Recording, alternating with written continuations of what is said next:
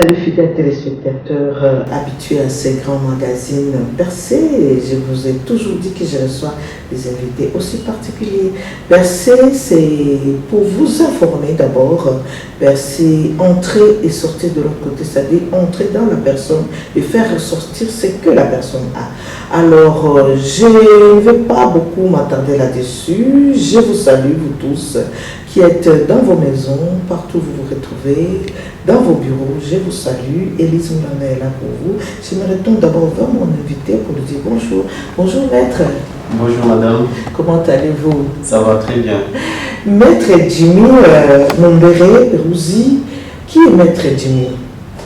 Alors maître Jimmy, c'est de profession, je suis avocat et je suis également le conseiller juridique de son Excellence Monsieur le ministre de la Jeunesse et Initiation à la Citoyenneté. Monsieur Billy Kambale. Excellence Billy Kambale, bien entendu. D'accord, merci beaucoup. Alors, vous êtes vous-même chargé de beaucoup plus de questions juridiques. Alors, le rôle du ministère de la Jeunesse dans la République démocratique du Congo, quel est son rôle? Alors, le ministère de la Jeunesse, aujourd'hui, avec on y a ajouté l'initiation à la nouvelle citoyenneté, a un rôle crucial. Parce que, comme vous le savez, la population congolaise, elle est essentiellement jeune. D'après les statistiques des Nations Unies, la population africaine est à plus de 60% globalement jeune. Donc, si on prend les enfants et les jeunes, et quand vous voyez les statistiques qui sont données, d'ici 2030, la population africaine devrait doubler. Et selon les projections, et quand vous voyez la RDC en soi, elle devrait atteindre dans les jours qui viennent, si on va avec 2030, jusqu'à 100 millions d'habitants ou 120 millions d'habitants selon certains chiffres. Du coup, il s'agit de plus de 60 millions de jeunes qui seront concernés. Et dans cette tranche d'âge, parce qu'en 2030, on aura... Est-ce qu'il y a une relation entre la jeunesse et la nouvelle citoyenneté? Quelle est la relation entre ces deux ministères qu'on a agencés? Oui, en fait, je vais d'abord circonscrire l'aspect jeunesse, c'est que d'ici 2030, on aura plus de 70 millions de jeunes à RDC. Et c'est très important qu'il y ait un ministère qui suit cette question de près, qui essaie de voir comment évoluent les jeunes qui sont scolarisés, parce que la jeunesse, c'est aussi les jeunes qui sont dans le cursus scolaire, c'est aussi des jeunes qui sont en dehors du circuit scolaire. Et là, on parle parfois de l'éducation non formelle, en fait. Parce qu'il s'agit d'une très grande catégorie de jeunes qui ne sont plus pris en charge par l'enseignement et qui se retrouvent finalement abandonnés. Et nous, pour le ministère de la Jeunesse, nous essayons d'organiser la récupération de ces jeunes-là pour qu'on puisse les réinsérer dans la société, sur le plan économique, professionnel. C'est pour cela que notre ministère a beaucoup de départements, notamment pour encadrer ces jeunes. Il y a des centres d'insertion socio-professionnelle des jeunes qui existent. Et nous en avons sur toute l'étendue du territoire national. Nous avons aussi des brigades agricoles qui sont... Nous allons venir, maître Mondéré. Est-ce que vous savez au moins que l'on dit souvent pour détruire un pays, il faut passer par la jeunesse. Donc, est-ce que vous êtes conscient des charges que vous portez sur vos épaules, sur le plan beaucoup plus, même sur tous les plans du pays? Oui, c'est une très grande responsabilité qui incombe au ministre qui a en charge la question de la jeunesse. Une lourde responsabilité dans la mesure où c'est 60 millions, comme je vous l'ai dit, plus de 70 millions d'ici 2030. Aujourd'hui, c'est autour de 50 à 60 millions de jeunes qui sont concernés et qu'il doit avoir à l'esprit à tout moment. Et il faut aussi ajouter à cela le fait que lorsque on parle de la jeunesse, c'est à la fois une force, mais ça peut aussi devenir une bombe à retardement. Donc si le gouvernement ne prend pas sérieusement en charge la question de la jeunesse, le risque est qu'on se retrouve avec une jeunesse qui deviendrait un poids sur l'avenir même du pays, il est grand. On a vu par le passé comment les jeunes se sont enrôlés dans des groupes armés et il y a eu à un moment donné le pays qui a été désintégré, divisé à plusieurs parties. On a eu toujours recours. C'était souvent les recours qui étaient faits aux jeunes. Et jusqu'aujourd'hui, il y a des jeunes qui, s'ils ne sont pas bien orientés, ils se retrouvent dans des groupes armés qui deviennent une menace sur la sécurité du pays. Et donc, la question de la jeunesse est une très grande préoccupation. Je peux vous dire qu'il y a que c'est une question qui nous tient vraiment à cœur. Et moi, je vais même aller plus loin en vous disant que, heureusement, que l'actuel ministre, Excellence Billy Kambale, était jeune, il a été puisé dans la jeunesse. Et non pas n'importe quelle jeunesse, c'était fervent militant déjà de grandes causes. Et à la différence peut-être d'autres cadres des partis, notre parti par rapport au sien, c'est que dans ces partis-là, il y a des jeunes qui sont préparés à gouverner. Et c'est pour cela qu'il n'est pas aisé, comme il n'est pas aisé de gérer ce ministère, lui, il a la différence, c'est qu'au moins, comme il a été bien préparé, il se retrouve devant une charge qu'il maîtrise. Depuis qu'il est là, il a fait la différence sur plusieurs sujets que nous allons découvrir avec vous. Puisque vous parlez de son excellence Billy Kambale avec autant d'éloges, est-ce que depuis que vous êtes là, ça fait déjà 1 année et demie? Exact. 1 année et demie, quel est votre bilan? Est-il positif ou négatif? Quelles sont des actions que vous avez déjà mises en œuvre jusque-là? Je ne vais pas parler du bilan en termes de positif ou négatif, je laisse le soin à vos auditeurs d'en juger, mais tout ce que c'est ce que je vais insister, ce sont des actions palpables qui ont été menées depuis que l'excellence Billy Kambale a pris les commandes de ce ministère. Quand il arrive, en fait, il a fait d'abord un état des lieux, il est passé du secrétariat général vers le centre des formations professionnelles qui sont sous la gestion de son ministère. Et par la suite, il a initié plusieurs contacts, notamment des partenariats. On a conclu des accords avec des partenaires, notamment chinois, qui se sont montrés disposés à financer l'intégralité de tous les centres de formation professionnelle sur l'ensemble du territoire national.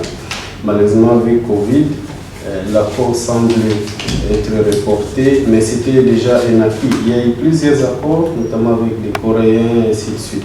À part cela, l'idée qui les tenait beaucoup à cœur, c'était de relancer les brigades agricoles.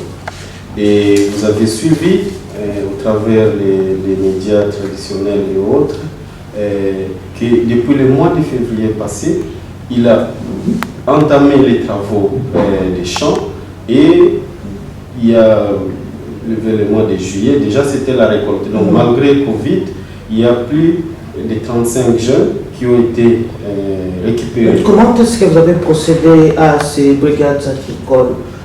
Oui, en fait, il s'agit d'abord, nous avons un avantage, c'est que le ministère a des terrains qui datent déjà de l'époque de la JMBR, parce que bien avant la JMBR, c'est ce qu'on appelle aujourd'hui le ministère de la Jeunesse. Et déjà à l'époque de Mobutu, il avait offert au ministère de la Jeunesse plusieurs terrains, plus de 53 000 hectares qui sont sous la gestion de notre ministère. Bien sûr, parce que par le fait que ce n'était plus, il n'y avait plus d'activité, certains ont pu spolier certaines parties. Mais le ministre a voulu remettre ces différents hectares-là en contribution. Voilà pourquoi il a lancé les brigades agricoles et il a commencé par Impuru. Et vous avez vu en fait les résultats. Au-delà de ça, l'excellence a pu ouvrir plusieurs autres fronts, et notamment sur le plan, ce que je peux dire de façon peut-être pas tout à fait protocolaire, mais sur le plan diplomatique, parce qu'il a rencontré les instances de la francophonie, il a organisé même une très large rencontre avec tous les ambassadeurs membres de la communauté francophone en RDC, disons dirigés par l'ambassadeur du Canada, qui ont également... Et les jeunes, alors, comment est-ce que vous avez pu faire pour pouvoir les convaincre à faire les chants? C'est-à-dire que plusieurs jeunes trouvent les chants comme si c'était un travail un peu pas très considérable, ainsi de suite. Alors, comment est-ce que vous êtes arrivé à les convaincre? Comment est-ce que vous êtes arrivé à les sensibiliser? Alors, pour sensibiliser les jeunes, déjà, il y a une trentaine. D'ici là, on va élargir à plus de 1000 jeunes. Et pour les sensibiliser, c'était simplement question de les rappeler que tout ce qu'on a au minerai, à un moment donné, ça va s'épuiser. Et l'activité la plus rentable, comme aime l'insister beaucoup plus l'excellence Billy Kambale, c'est l'agriculture. On ne doit plus continuer à prendre l'agriculture comme si c'était réservé à ceux qui ont échoué la vie. Ils n'ont plus d'autre espoir. Maintenant, ils peuvent aller vers l'agriculture. C'est comme ça, effectivement, qu'il a quand même insisté, il a organisé plusieurs séances au niveau du terrain et partout pour essayer de remettre les jeunes, de demander aux jeunes de prendre conscience du rôle central même de l'agriculture. Et on a déjà lancé le travail. D'ailleurs, l'idée au départ, c'était de voir comment on peut récupérer un grand nombre de Kuluna au cœur même de la ville de Kinshasa, les sensibiliser et prendre en compte aussi, prenant en compte bien entendu leurs intérêts. On les envoie dans les brigades agricoles pour que, au lieu de continuer à être une menace à la société, on les transforme en une force. Et l'excellence insiste beaucoup plus sur le fait que... Et le premier site, vous avez dit, ça se trouve où? Ça se trouve à Impuru, dans le Maluku, et c'est vraiment une réussite. Parce que la première phase qui a été faite avec des moyens de bord, un seul tracteur qui était loué, mais aujourd'hui, il y en a maintenant... le ministère dispose maintenant de 2 tracteurs propres qui lui appartiennent, plusieurs motos, plusieurs intervenants maintenant s'intéressent au projet.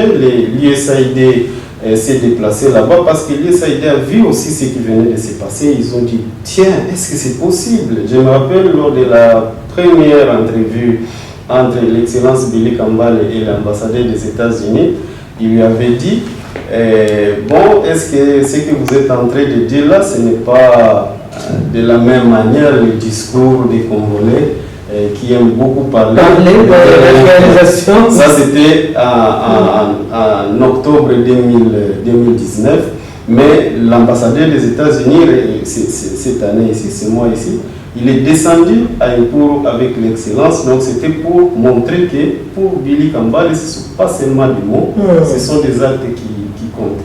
Et au-delà de ça, le bilan de l'excellence Billy Kambale porte aussi d'autres projets de réforme.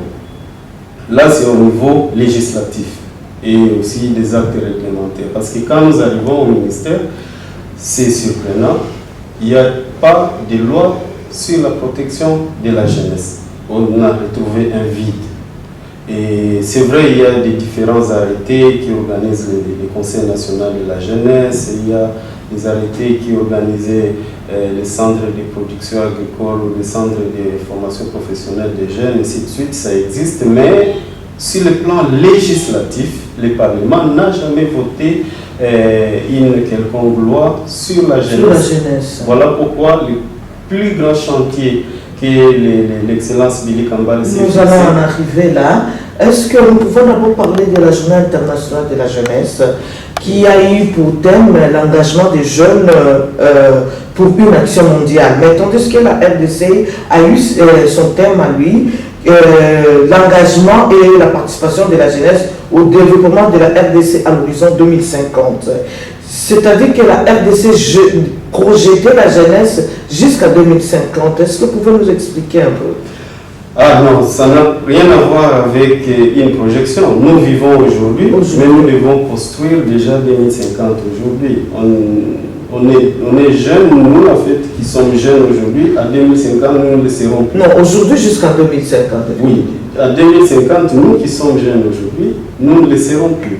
Okay. Et qu'est-ce que les jeunes de 2050 peuvent attendre de nous? C'est ce que nous voulons essayer de construire, parce qu'il faut que nous puissions nous engager sérieusement dans l'action, dans ces brigades agricoles, dans la réforme du mental général du Congolais, dans les réformes sur la question même de l'éducation civique, dans des réformes sur l'entrepreneuriat des jeunes, le volontariat.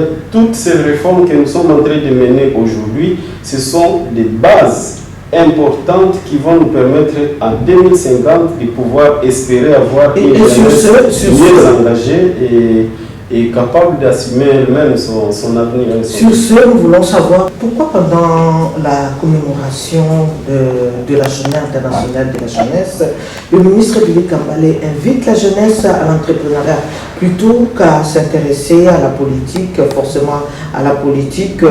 Il a même ensuite été appuyé par Mme Francine Muyumba, qui a plaidé aussi pour l'efficacité des fonds nationaux pour la promotion de l'entrepreneuriat de la jeunesse. Pourquoi insister sur l'entrepreneuriat de la jeunesse?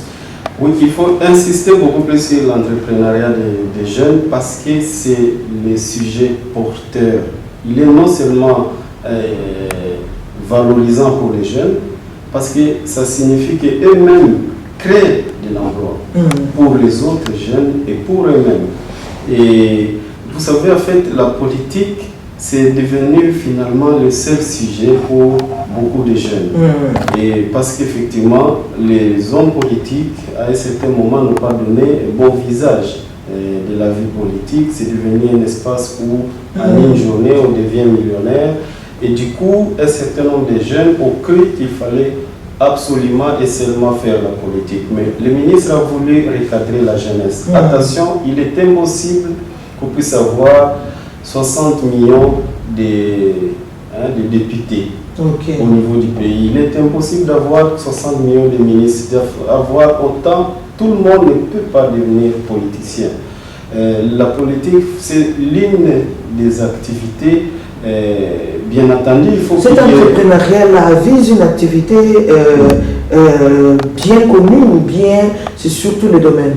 Non, l'entrepreneuriat dont on parle ici, il s'agit d'un entrepreneuriat général, c'est-à-dire toutes sortes d'activités porteuses, c'est-à-dire qui peuvent en fait créer de l'argent, créer de l'emploi pour les jeunes, et surtout l'activité qui permet à ce que les jeunes puissent avoir un emploi qui est durable. Ce n'est pas un emploi juste pour une journée et puis le lendemain c'est fini.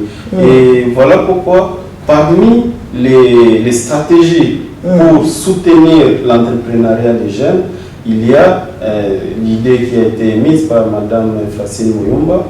Et ça, nous héritons de Madame... Donc la mise en place des fonds sur l'entrepreneuriat. Nous héritons de Madame ministre qui avait précédé l'excellence Billy Kambale.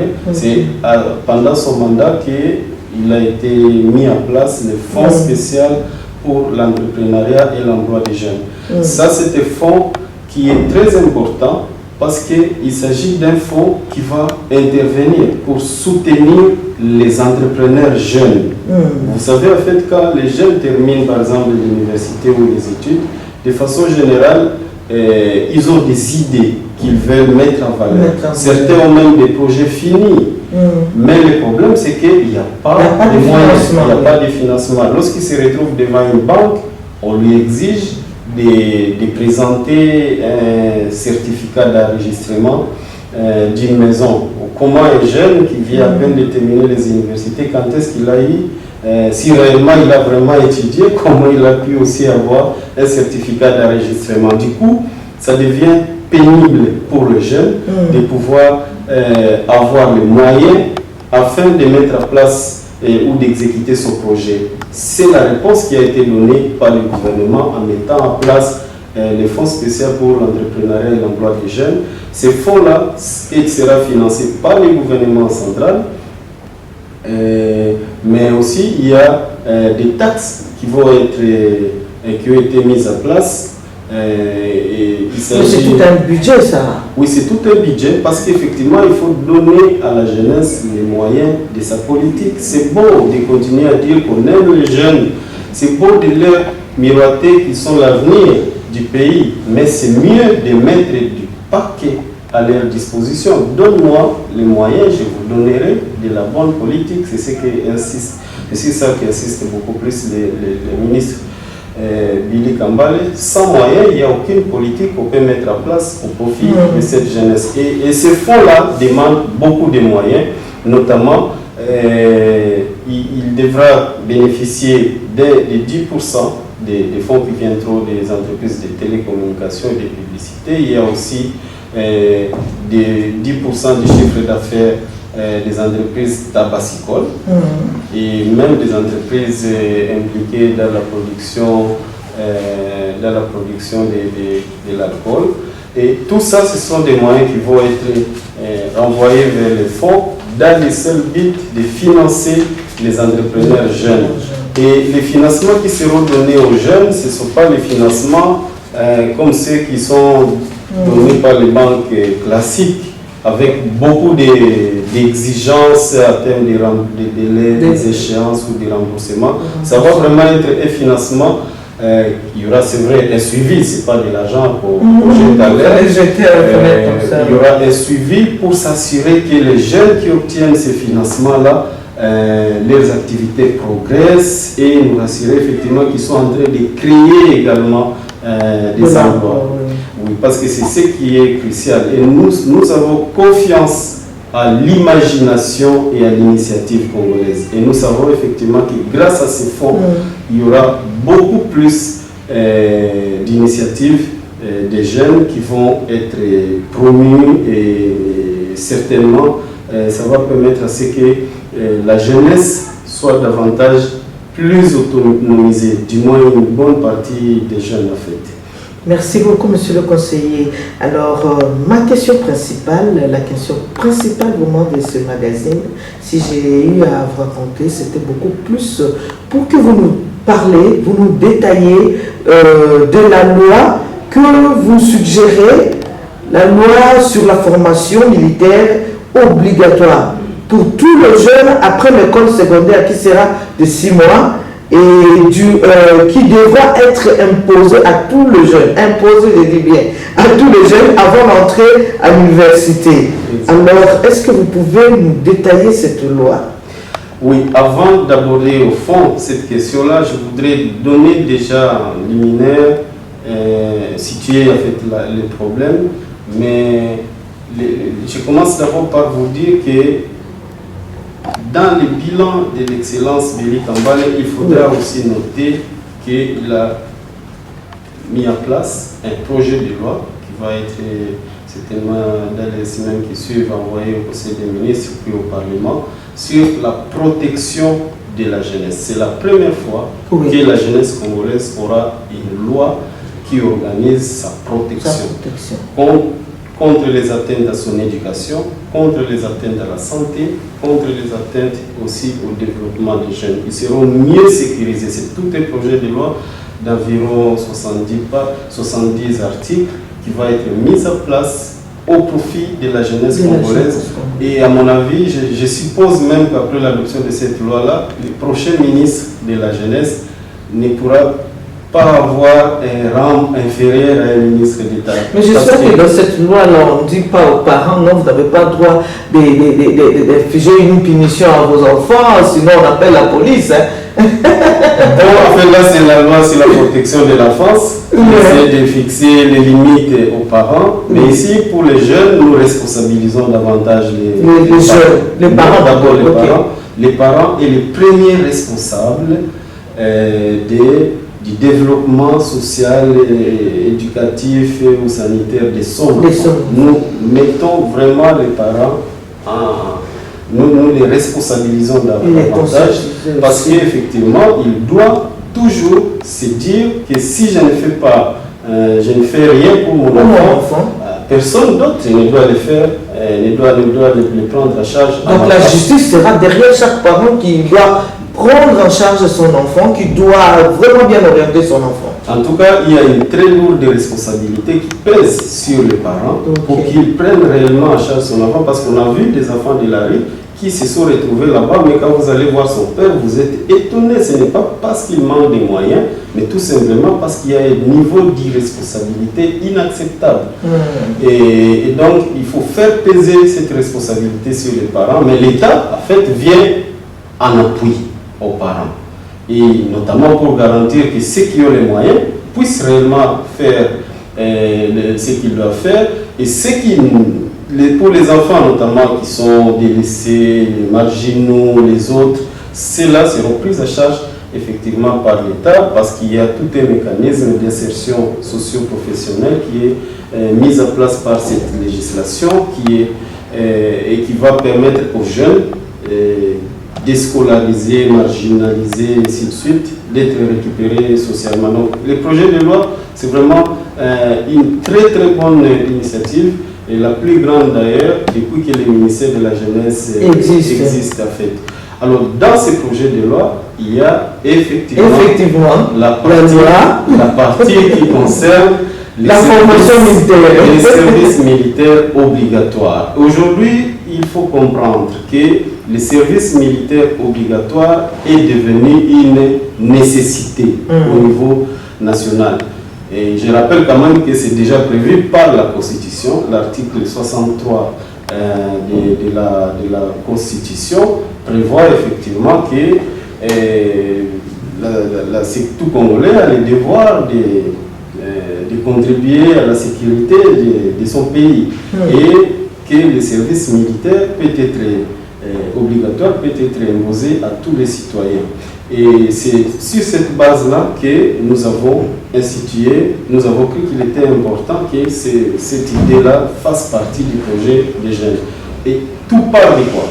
Tout part de trois facteurs. Le premier facteur, c'est que nous sommes un pays qui a voici, je vous l'ai dit, 120 millions d'habitants. Mais notre armée, si vous avez suivi les chiffres qui sont donnés, ne dépasse pas les 200 000 militaires. Donc c'est 0,01% d'ici 2030. C'est inacceptable, parce qu'en fait, l'armée est... Là, ça fait peur, hein, monsieur le conseiller. Ça fait peur, parce que est-ce que les enfants pourront-ils rester militaires, ou bien on les obligera d'aller aussi au front? Ou c'est juste une formation pour leur propre intérêt? On va y arriver. Je dois quand même expliquer l'intérêt du texte. C'est ça le premier point.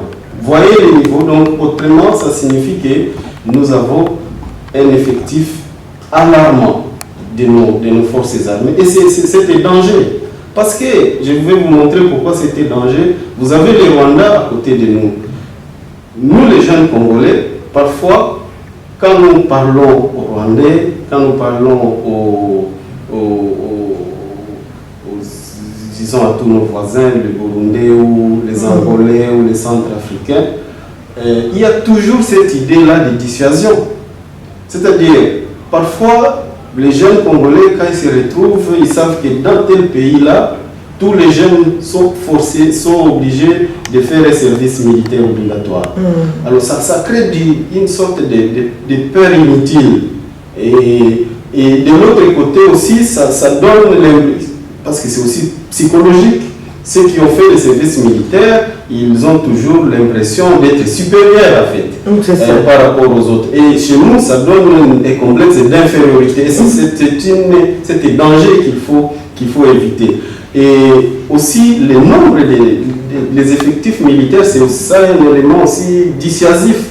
Lorsque vous savez que tel pays, comme par exemple la Corée du Nord, tout le monde a peur de la Corée du Nord parce qu'on sait effectivement que plus de 10% de la population sont des militaires et tous font des services militaires obligatoires. C'est un élément important. Et ça, c'est un mal que nous avons. Deuxième mal, c'est qu'il y a de plus en plus un problème de conscience nationale qui commence à disparaître. Merci beaucoup, monsieur le conseiller. Nous sommes pratiquement à la fin de notre émission, de notre magazine Percé.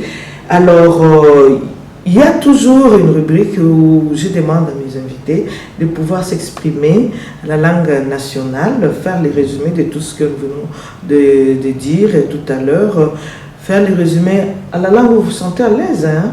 Si vous voulez en Chiluba, vous le faites, en Swahili, vous le faites, en Lingala, vous le faites, juste le résumé de tout ce que nous sommes dit là. Merci beaucoup. Asante sana, nitaongea na Kiswahili. Ya muhimu sana, nashukuru kwanza kupokea leo na kuongea kuhusu mwaka mmoja kisha nomination ya Excellence Billy Kambale na vile kuhusu ile journée ya le 12 août ambayo nakumbusha ulimwengu mzima role ama kazi ya vijana na contribution yao kuhusu maendeleo ya nchi. Kwa kifupi ninaweza kusema kwamba leo vijana wanaweza kukuwa na espoir kwa sababu wamepata neema, wanakuwa na ministre ambaye anakuwa kijana na anabeba kabisa kwa mikono yake mapreoccupation za jeunesse, na hiyo ni kitu cha maana sana. Alipigana nao wakati alikuwa nje na leo ameonekana kwamba anakuwa na lengo kubwa sana juu yao. Tukiona hiyo mambo ambao wanaita mabrigade agricole, tukiona maprojet ya masheria mbalimbali ambayo anakuwa nayo ya juu ya vijana, na anapenda vile vijana waanje kujifunza kazi ya kijeshi kwa sababu ni ile italeta uoga kwa mainji ambayo inatuzunguka. Wasiendelee kutusumbua kila siku, watajua kwamba wakongomani nao pia wamefanya jeshi kidogo, ndio maana wataanza kutuogopa. Nafikiri ya kwamba ametia mipango mingi juu jeunesse iwezi kapata tena place yake. Wakongomani hata kama unaenda nje kesho, tunapenda wakati watakuita mkongomani nje ikuwe kushinda hata wakati walikuwa wanaita Zairwa nje. Kwa sababu wakati walikuwa wanaita Zairwa ilikuwa nakuwa honor, plaisir kubwa. Lakini leo wakati wanasema Congolais ilikuwa imeanza perdre valeur. Tunapenda kesho valeur ya mkongomani irudie, na ndio kazi kubwa ambayo tunafanya hapa kwenye ministeri ya jeunesse. Ndio kazi kubwa ambayo Excellence Billy Kambale iko anachapa. Merci beaucoup, merci monsieur le conseiller, merci à votre chers téléspectateurs, merci à mon équipe technique du magazine Percé, merci à Roy Mboui qui est au montage, merci à Dikimouna, merci à tous les agents de Congo de télévision, monsieur Gilbert Biladi, monsieur Papi Mandeke, Maurice Gigandou et à lui-même monsieur Gabriel Chabané. Merci à Gilbert Kalunga pour ton soutien, merci à toute l'équipe, merci à Rodrigue qui nous a assisté du début jusqu'à la fin. Merci aussi à Sam Dimbo. Merci à tout le monde qui me reconnaît et qui me suit en ce moment. Quant à moi, je vous dis au revoir. Nous allons nous revoir prochainement et j'ai dit au revoir à monsieur. Merci beaucoup. Merci. Au revoir. Merci. Bye.